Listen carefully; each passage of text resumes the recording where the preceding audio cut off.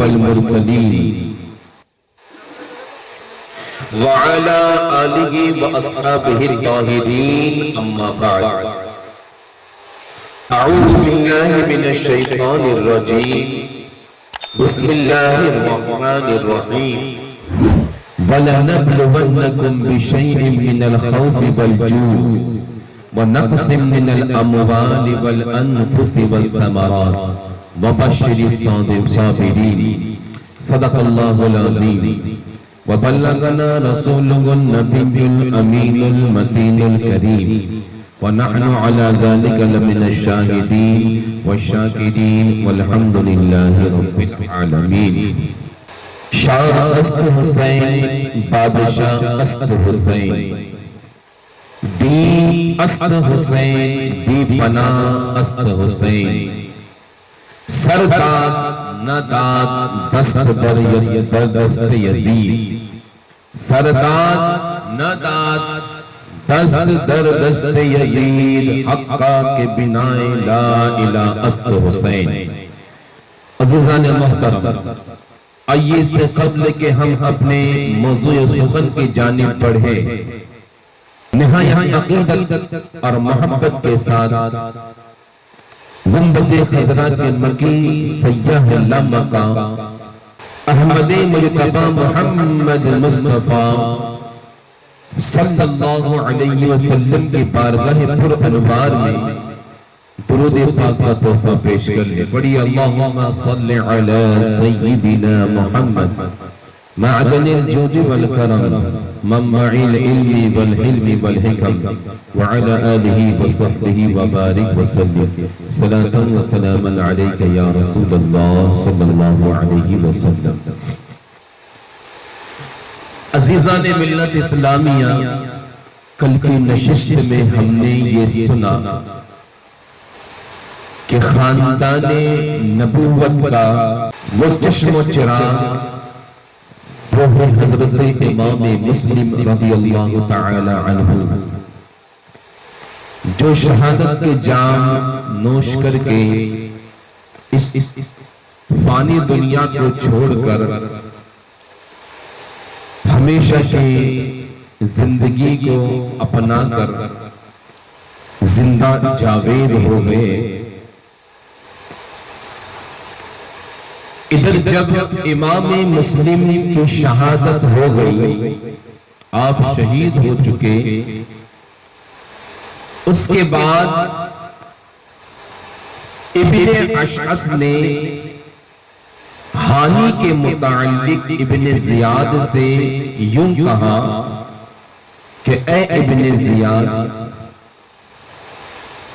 تم جانتے ہو کہ ہانی کوفہ شہر کے اندر کتنا بڑا مقام رکھتا ہے ایک عزت دار شخص ہے معزز شخص ہے اپنے قبیلے کے اکابروں میں سے ہے اور ایک مانے جانے ہستی ہے لہٰذا اہل کوفہ جانتے ہیں میں اور میرے دونوں ساتھی نے مل کر انہیں میں تمہارے پاس لے آیا لہٰذا میں تمہیں خدا کا واسطہ دیتا ہوں انہیں چھوڑ دو اس لیے کہ مجھے ڈر ہے کہ اگر انہیں کچھ ہو جائے تو پھر یہ لوگ مجھے نہیں چھوڑیں گے میرے ساتھیوں کو نہیں چھوڑیں گے اور ان کا انتقام ہم سے لیں گے پہلے تو ابن زیاد بدنیات نے وعدہ کر لیا کہ میں انہیں چھوڑ دوں گا لیکن جب امام مسلم کی یاد آئی اس کو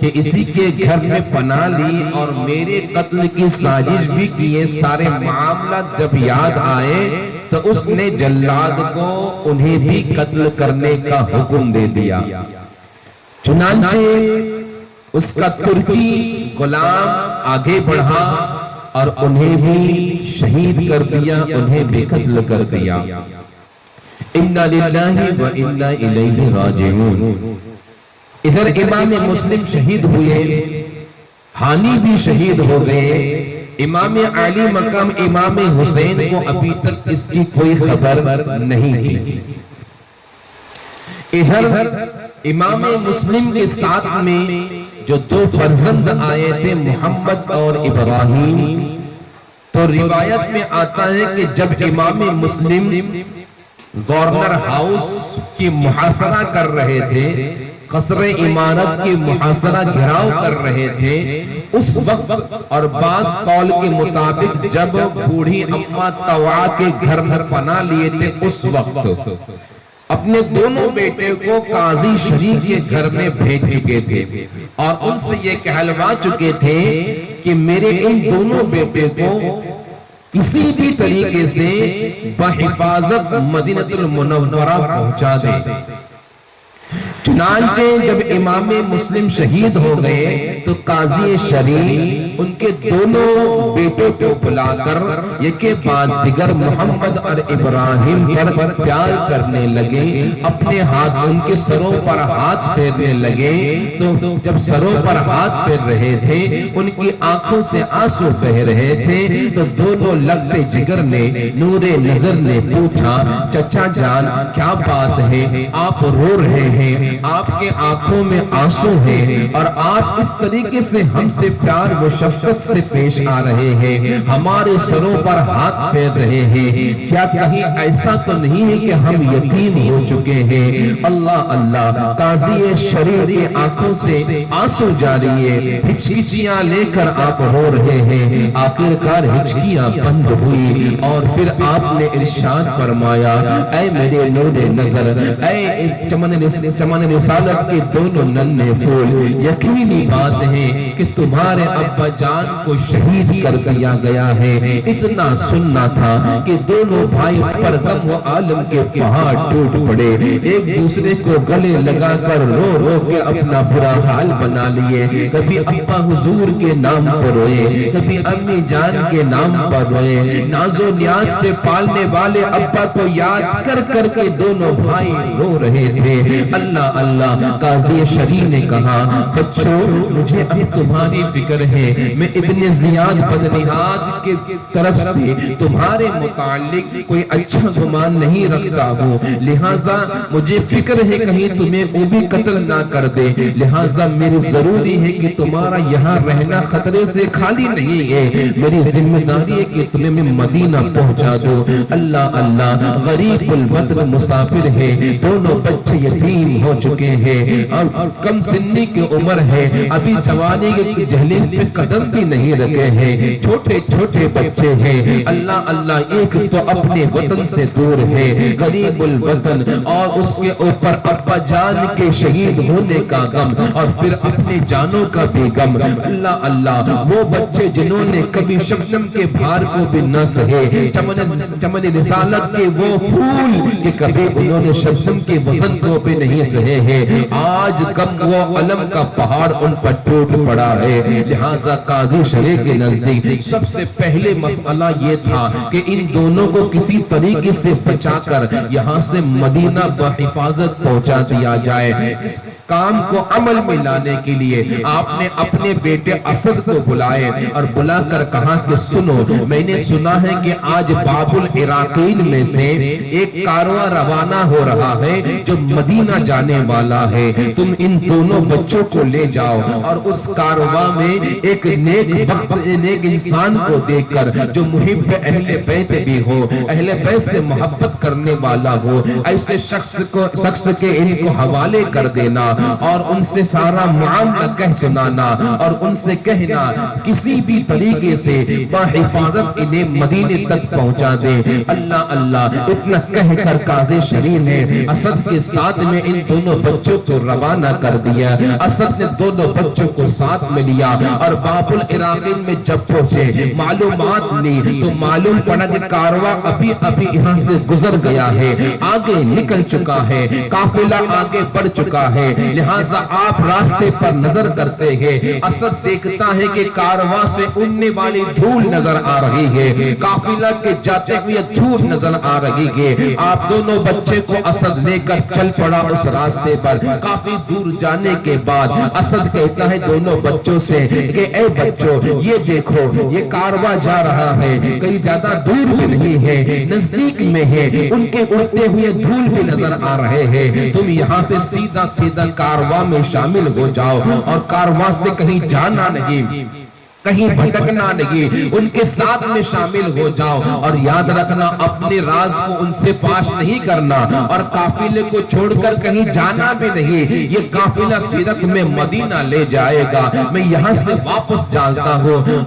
اسد نے اسے نکل لیا اور واپس لوٹ گیا، دونوں ننھے منھے بچے ہیں، اللہ اللہ، اندھیری رات ہے، کارواں کی طرف دوڑ پڑے، دوڑتے دوڑتے چلتے چلتے بہت کافی دور تک چلتے رہے، لیکن چلتے چلتے چھوٹے بچے تھے، چھوٹے چھوٹے قدم سے کتنا چلتے چلتے چلتے آخر کار وہ کارواں بھی نظروں سے اوجھل ہو گیا، نہ کارواں ملا نہ قافلہ ملا، آپ دونوں بھٹک گئے اور پھر ایک دوسرے کے گلے لگ کر پھوٹ پھوٹ کر رونے لگے۔ اللہ اللہ، ادھر ابن زیاد کو جب پتا چلا کہ امام مسلم کے ساتھ میں ان کے دو بیٹے بھی تھے، محمد اور ابراہیم، اور وہ ابھی کوفہ میں موجود ہے، کہیں نہ کہیں کسی نہ کسی کے گھر پہ ہیں، اس نے فوراً اعلان کروایا کہ سنو، امام مسلم کے دونوں فرزندوں کو جو پکڑ کر لائے گا یا ان کی خبر ہم تک پہنچائے گا، ہم انہیں اکرام و انعام سے نوازیں گے، اور جو انہیں پناہ دے کر رکھے گا، چھپا کر رکھے گا، یا انہیں یہاں سے باہر نکالنے میں تدبیر کرے گا، ان کی مدد کرے گا، تو ہم اسے سزا دیں گے، وہ سزا کا مستحق ہوگا۔ لہٰذا اس اعلان کے سنتے ہی کچھ سپاہی چلے اپنی قسمت آزمانے کے لیے، اور تھوڑی بہت جستجو کرنے کے بعد دونوں بچوں کا سراغ لگا لیے اور دونوں بچوں کو پکڑ کر داروغہ کے حوالے کر دیے۔ داروغہ نے اٹھا کر ابن زیاد کے پاس لا کر کھڑا کر دیا۔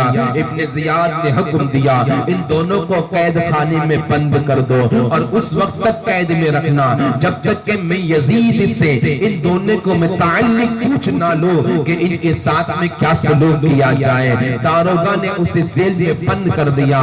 جو جیل کا داروغہ تھا مشکور نامی شخص، وہ نہایت ہی مخلص آدمی تھا، بہت ہی نیک تھا اور اہل بیت اطہار سے بے تحاشا محبت کرنے والا تھا۔ مشکور نے جب ان دونوں ننھے منھے پھولوں کو دیکھے، چمن رسالت کے گلشن رسالت کے ان پھولوں کو دیکھے کہ قید کے اندر یہ مصیبت برداشت کر رہے ہیں، ان کے ابا حضور کے بارے میں جب جانے کہ یہ یتیم ہو چکے ہیں، اس کے دل کے اندر ایمان میں طغیانی پیدا ہو گئی، اس کے اندر جذبہ پیدا ہو گیا، اس نے پختہ ارادہ کر لیا کہ جان جائے تو جائے لیکن ان دونوں کو میں بچا کر رہوں گا، چاہے میری جان کیوں نہ چلی جائے۔ آخر کر رات کے اندھیرے میں دونوں کو باہر نکالا داروغہ نے، مشکور دونوں کو لے کر گھر پر حاضر ہوا، دونوں کو کھانا کھلایا، اس کے بعد قادسیہ کے راستے میں آ کر کھڑا ہو گیا اور بطور نشانی اپنے ہاتھ کی انگوٹھی نکال کر دونوں بچوں کو دیا اور مشکور کہنے لگا اے شہزادو، یہ راستہ سیدھا قادسیہ جاتا ہے، تم رات کے اندھیرے میں یہاں وہاں بھٹکنا نہیں، سیدھا راستے سے نکل جانا، قادسیہ پہنچ کر وہاں کوتوال کا پتہ پوچھنا، کوتوال میرا بھائی ہے، اس کو بطور نشانی میری انگوٹھی دکھانا اور اسے اپنا سارا حال بیان کرنا، وہ حفاظت کے ساتھ تمہیں مدینہ پہنچا دے گا۔ اللہ اللہ اتنا کہہ کر اپنی انگوٹھی دے کر مشکور نے انہیں روانہ کر دیا۔ اللہ اللہ، اب دونوں ننھے منھے بچے پھر سے چل پڑے، رات کی اندھیری ہے، کالی گھٹائی چھائی ہوئی ہے، ہر طرف سناٹا ہے، راستے میں چلے جا رہے ہیں، لیکن قضا نے تقدیر میں جب فیصلہ کر دیا ہے اس فیصلے کو انسان کی تدبیر نہیں بدل سکتی ہے۔ اللہ اللہ، پوری رات دونوں چلتے رہے، کبھی بڑا بھائی گر جاتا، چھوٹا اٹھاتا، چھوٹا دلاسا دیتا بھائی جلدی چلو ورنہ کوئی پکڑ لے گا ہمیں، جب چھوٹا گرتا تو بڑا اٹھا کر دلاسا دیتا کہ بھائی جلدی چلو ورنہ ہمیں کوئی پکڑ لے گا، پھر سے جیل میں ڈال دے گا، پھر سے قید لے گا۔ اب دونوں روئے جا رہے ہیں، چلے جا رہے ہیں، چلتے چلتے پوری رات چلتے رہے. آپ دونوں جب پوری رات چلتے رہے, صبح کی جب سفیدی نمودار ہوئی, صبح جب سورج نے اپنے کرنے زمین پر بکھیرے, تو کیا دیکھتے ہیں کہ جہاں سے چلے تھے وہیں پر پھر سے آ کر کھڑے ہو گئے.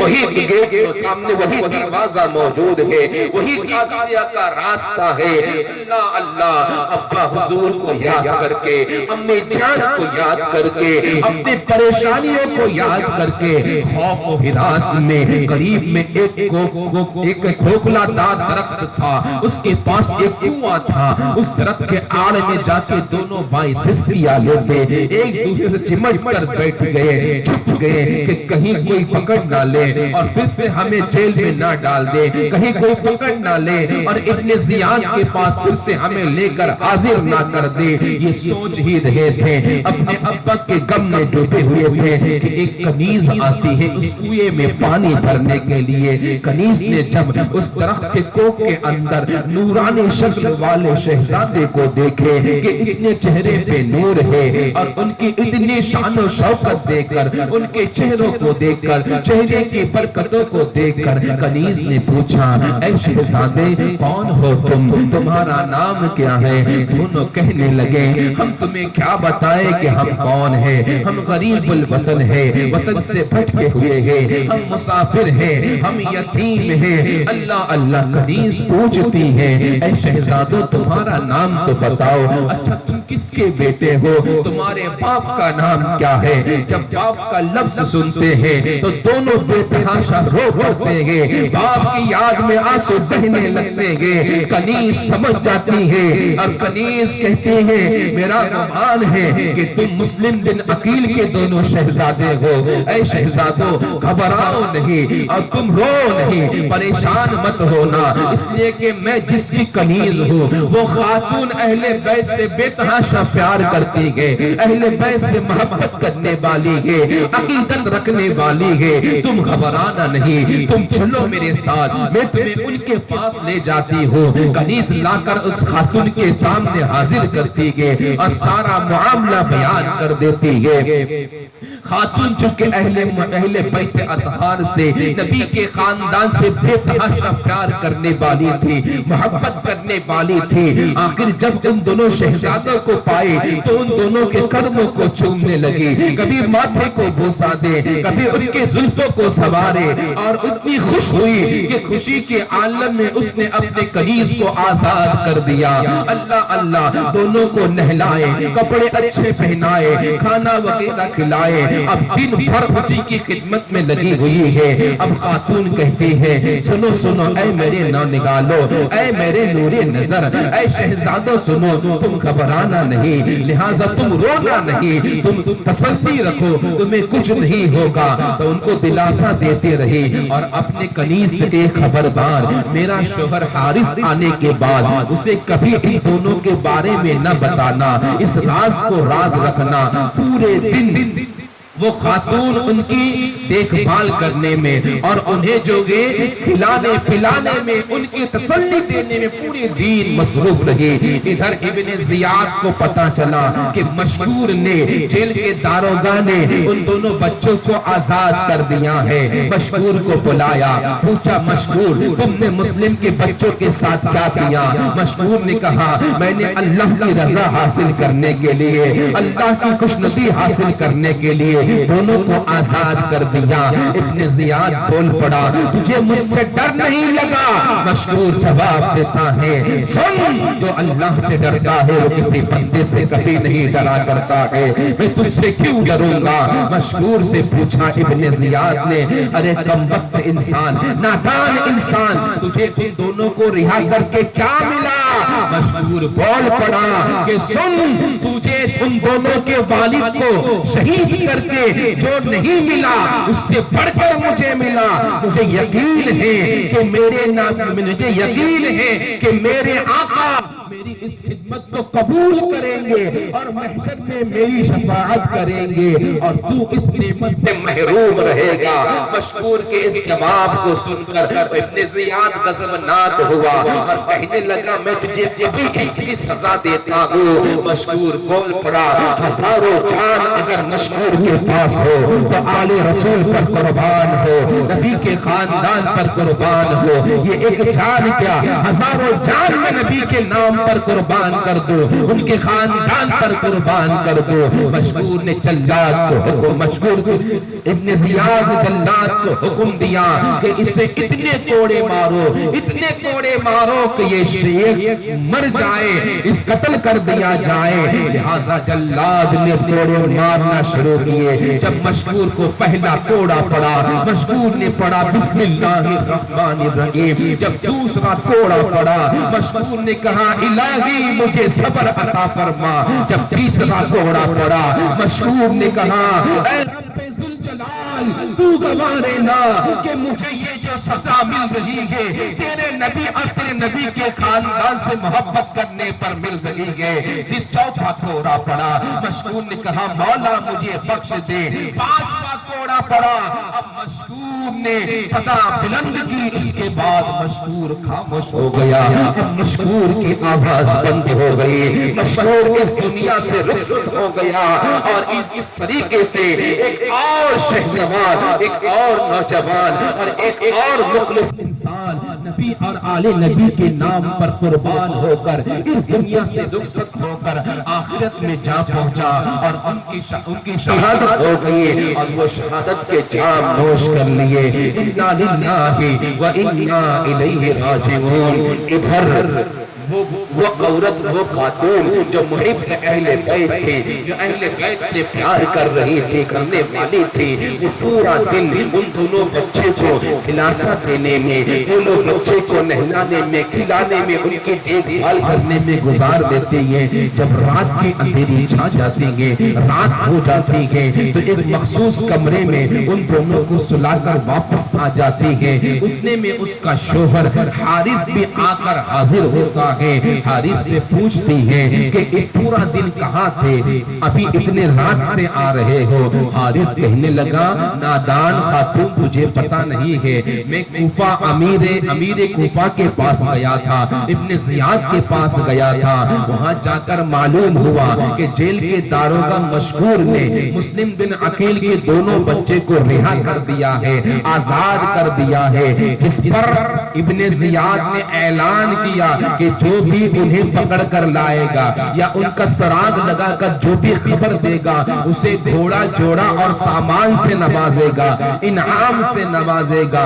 لہٰذا بہت سارے سپاہی نکلے، میں بھی اپنی قسمت آزمانے نکلا اور کم وقت میرا گھوڑا بیچ میں ہی دم توڑ دیا، مر گیا اور مجھے پیدل جستجو کرنی پڑی، بہت تھک گیا ہوں، بہت تھکاوٹ ہے۔ اللہ اللہ، چونکہ خاتون محب اہل بیت تھی، اہل بیت سے محبت کرنے والے تھے، وہ کہنے لگے ارے خدا کے بندے تجھے رسول اور فرزندان رسول تجھے کیا اس سے فائدہ ہے، کیوں ان کے پیچھے پڑا ہے، کیوں اپنی آخرت خراب کر رہا ہے؟ حارث بولا کم وقت عورت منہ بند رکھ، تجھے اس کے بارے میں کیا معلوم ہے؟ میں نے کہا نا کہ ابن زیاد اس پر انعام و اکرام دینے والا ہے، گھوڑا جوڑا سامان دینے والا ہے، تجھے اس کے بارے متعلق کیا خبر ہے؟ خاتون کہنے لگے ہائے ہائے افسوس ان لوگوں پر جن لوگ چند پیسوں کے خاطر، چند دولت کے خاطر، چند مال کے خاطر،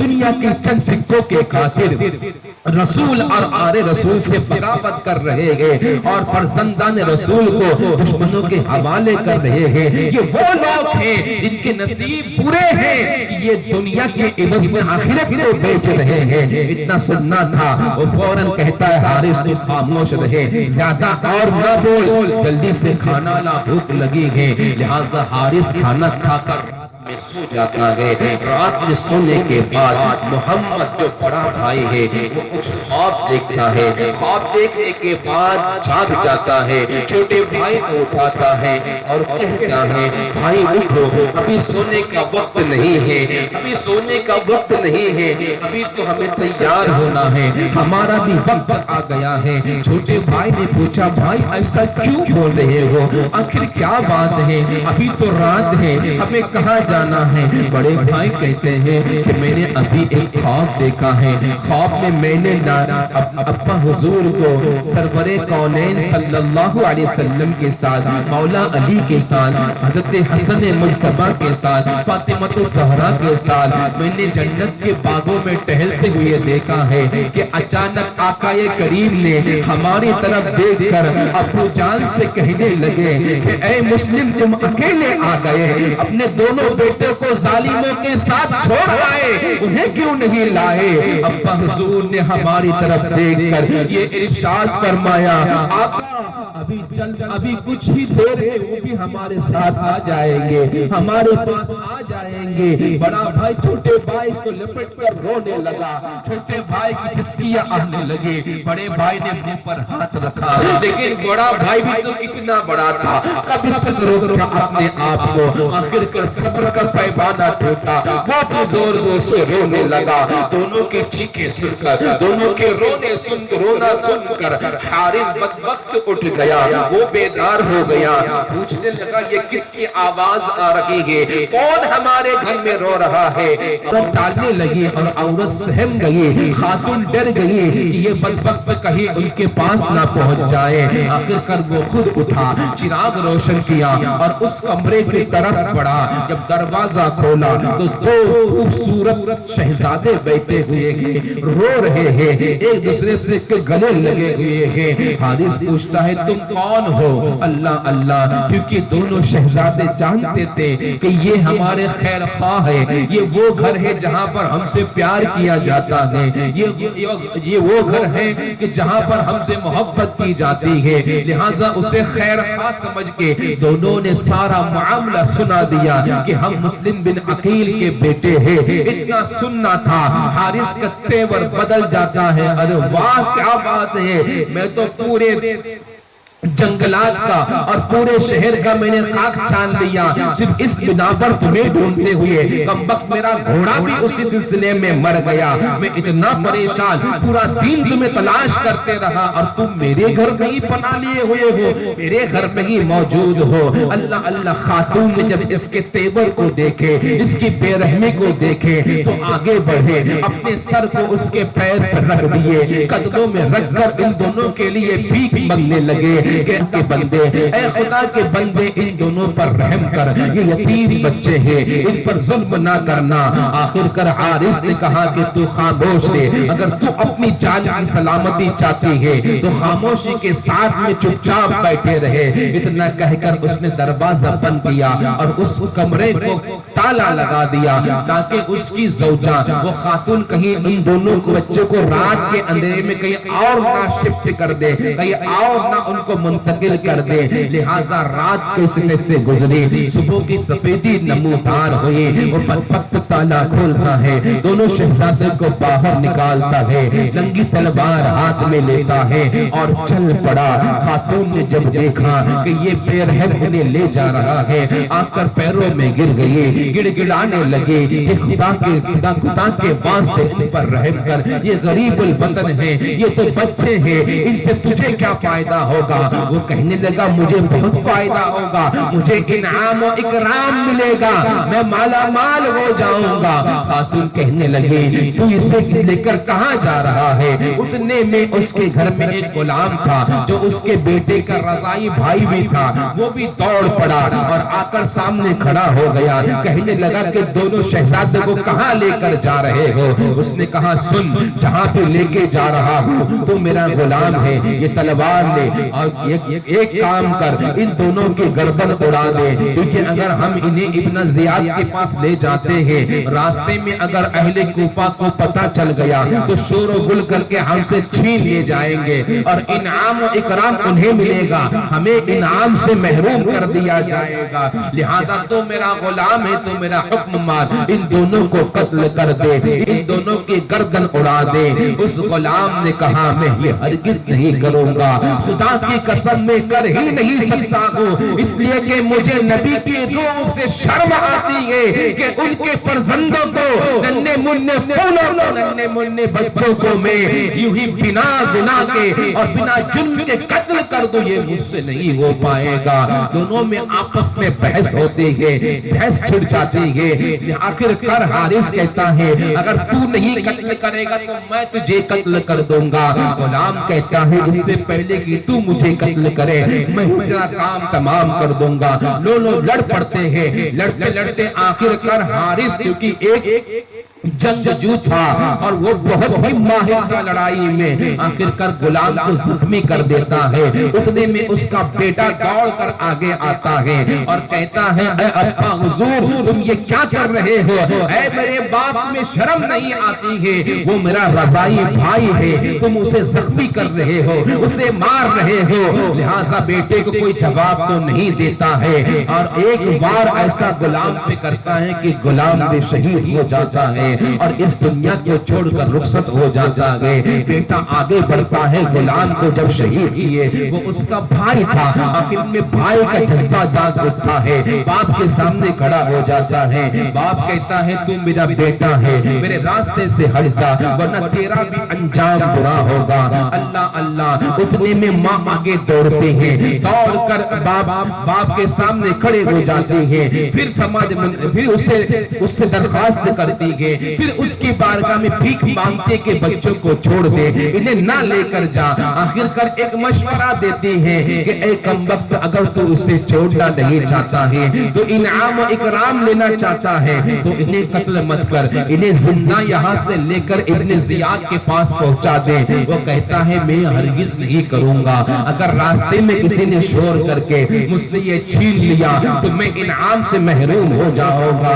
لہٰذا عورت ضد کرتی ہے، ضد کرتے کرتے اسے غصہ آ جاتا ہے اور عورت کے چہرے پر دے کر دے مارتا ہے جس سے اس سے خون بہنے لگتا ہے۔ بیٹے کو ماں کے خون میں لگ دیکھ کر اس کو بھی جوش آ جاتا ہے، یہ باپ کے تلوار کو پکڑ لیتا ہے، لیکن چونکہ باپ کے نصیب میں آخرت برباد ہونا تھا، دنیا بھی برباد ہونی تھی، کیونکہ اس نے شہزادوں سے نفرت کی تھی، آل رسول سے بغض پال کر رکھا تھا۔ اللہ اللہ، آخر کر اس غصے میں آ کر اپنے بیٹے پر وار کرتا ہے، بیٹا بھی اس دنیا سے شہید ہو کر چلا جاتا ہے۔ ماں جب دیکھتی ہے بیٹے کو تڑپتے ہوئے، اللہ اللہ، اس کا بھی کلیجہ پھٹ پڑتا ہے، صدمہ پہنچتا ہے، وہ بھی اسی حال میں انتقال کر جاتی ہے۔ اور یہ سب انتقال کرنے کے بعد حارث دونوں بچوں کو پکڑ کر نہر فرات کے قریب لے آتا ہے۔ اب شہزادے ان سے درخواست کرتے ہیں کہ اے حارث تمہیں انعام چاہیے، تمہیں اکرام چاہیے، ہمیں مدینہ پہنچا دو ہم تمہیں انعام دلائیں گے۔ اچھا چلو یہ نہیں کر سکتے تو ہمارے گیسو کاٹ کر ہمیں غلام بنا کر بازاروں میں انعام مل جائے گا، تمہارا مقصد پورا ہو جائے گا۔ وہ کہتا یہ تو میں ہرگز نہیں کروں گا، اب تمہیں قتل کر کے ہی چھوڑوں گا۔ اللہ اللہ، اور پھر دونوں کو قتل کرنے کے لیے جو ہی تلوار اٹھاتا گئے، بڑا بھائی آگے بڑھ جاتا ہے کہ سنو اتنا تو ہم پر رحم کرو کہ پہلے مجھے قتل کر دو، میرے بھائی کو پہلے قتل نہ کرنا، کیونکہ میں اپنے بھائی کو مرتے ہوئے نہیں دیکھ سکتا ہوں۔ چھوٹا بھائی آگے بڑھتا ہے، کہتا ہے پہلے مجھے قتل کر دو کیونکہ میں اپنے بڑے بھائی کو قتل ہوتے ہوئے نہیں دیکھ سکتا ہوں۔ لیکن یہ بدبخت، اس پر تو شیطان سوار تھا، دونوں بچوں کو دیکھ کر رحم بھی نہیں آیا، نہ ان کی نورانی چہرے نے اس پر اثر کیا، نہ ان کے خاندانی نسب و حسب نے اس پر اثر کیا۔ اللہ اللہ، آخر کار اس نے دونوں کو شہید کیا۔ شہید کرنے کے بعد دونوں کے سروں کو دھڑ سے الگ کیا اور ایک ٹکڑے میں بھر کر رکھا اور دونوں کے دھڑوں کو نہر فرات میں ڈال دیا۔ انا للہ و انا الیہ راجعون۔ بدبخت دونوں کے سر کو لے کر ابن زیاد کے پاس حاضر ہوا۔ اس نے دل میں سوچا مجھے آج انعام سے نوازا جائے گا، مجھے آج گھوڑے جوڑے سب ملنے والے گے، لہٰذا جا کر ٹکڑے کو سامنے رکھا۔ ابن زیاد نے پوچھا اس میں کیا ہے؟ کہنے لگا کہ اس میں انعام اور میرے انعام کا سامان ہے۔ بولے کیا ہے؟ بولے مسلم کے دونوں بیٹوں کے سر ہے۔ اللہ، یہ سننا تھا۔ ابن زیاد غضبناک ہوا، اس پر گرم ہو گیا، غصہ ہو گیا کہ بدبخت تو نے یہ کیا کیا؟ میں نے یزید کو لکھ کر بھیجا ہے کہ دونوں بچے میرے پاس ہیں، اگر یزید نے یہ کہہ دیا کہ دونوں کو زندہ سلامت میرے پاس بھیج دو تو میں کیا جواب دوں گا؟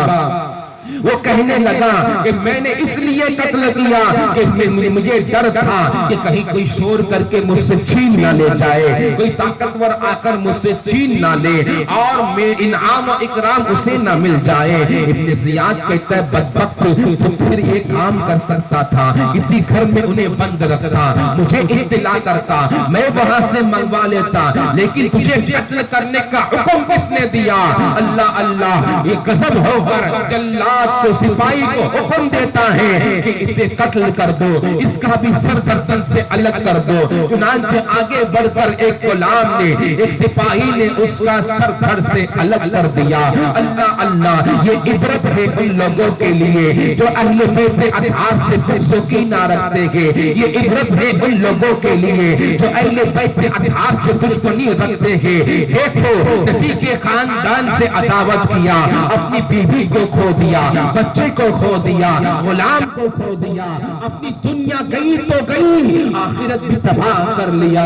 اللہ اللہ اللہ اللہ، یہی ہوتا ہے کہ جب کوئی انسان اہل بیت اطہار کے متعلق بغض پال لیتا ہے، اس کی دنیا بھی برباد ہو جاتی ہے، آخرت بھی برباد ہو جاتی ہے۔ وہ نہ گھر کا رہتا ہے، نہ گھاٹ کا رہتا ہے، نہ دنیا کا رہتا ہے، نہ آخرت کا رہتا ہے۔ اللہ اللہ اللہ ہمیں اہل بیت اطہار کی محبت میں زندگی عطا فرمائے، ان کی محبت میں ہمیں جلائے، ان کی محبت میں ہمیں سلائے۔ ادھر امام مسلم کے دونوں شہزادے شہید کر دیے جاتے ہیں۔